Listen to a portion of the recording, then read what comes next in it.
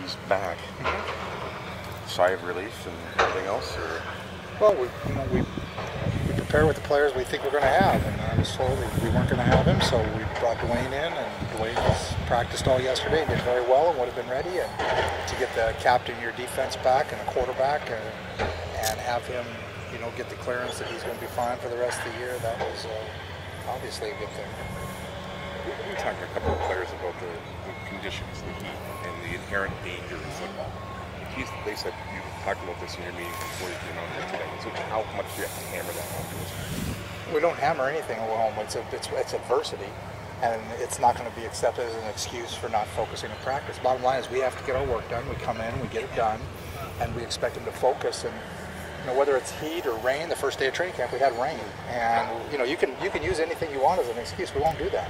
So they need to come out and focus and not think about the heat. Do you need to remind them to keep hydrating during practice to get ready just for the safety precautions? Right, and we have our training staff that does a great job of making sure that we have plenty of water for them to continue drinking, and yeah, that's critical is that they keep hydrated.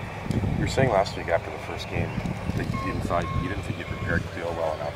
How does that change in this week preparing for Winnipeg?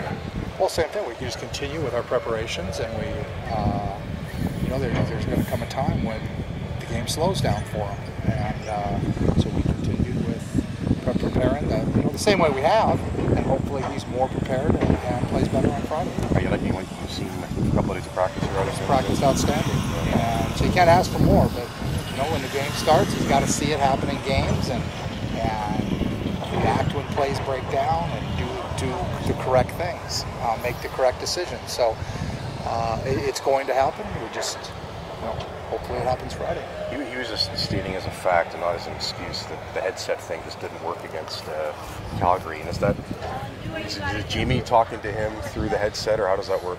Yeah, Jamie talks to him, but the headsets haven't worked for us. So, I hear they're going great throughout the league, but it's each team's responsibility. And for whatever reason, ours work out here, but when we go and hook up at the stadium, they don't work. So the league is trying to work on it and get it right, but we don't worry about it. Coach, I saw a few more reps of the fake punt than I've seen, in a lot of other practices elsewhere.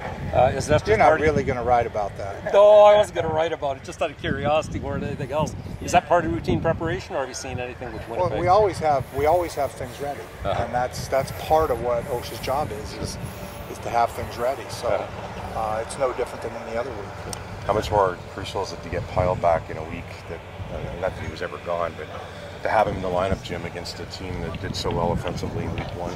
Well, it's not about them, it's about us, and we're a lot better when we've got Willie Pyle back there making the calls and doing what he does.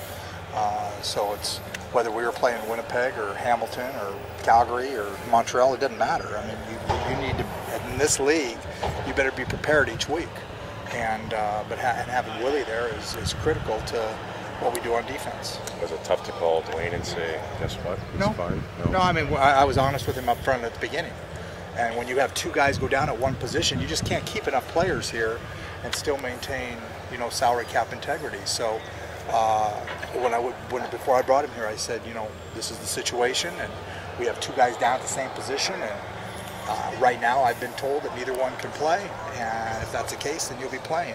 And if it's not, then as long as you're honest with players and they understand what the situation is, then there's no issues. Parker's okay health-wise? He's nursing a minor injury, but we're hoping he'll be all right. Jim, yesterday you talked about the receivers needing to play better. Do you plan on making a change at that position anywhere in the lineup? At this point, they're competing. Each week they compete, and we play the people we think give the Toronto Argonauts the best opportunity to win. So it's possible that we'll see different receivers in there this week? Yeah, you have to remember I'm not one to panic, and I'm not guys earn their spot over 4 weeks of training camp or 3 weeks or whatever, however long it was in training camp, and I'm not going to I'm not going to make snap decisions, but competition happens all year long, and that's one of the things that I think is crucial to having a good football team, is you have to have competition all year long. And so obviously, we're looking at a lot of options, but we have a lot of good receivers here, so we're happy with that. Has anybody stood out this week so far in practice? The receivers? Well, they all have practiced a lot better. I know that they felt like they let down a bit, and I think they picked their game up in practice, and hopefully that can carry over on Friday night.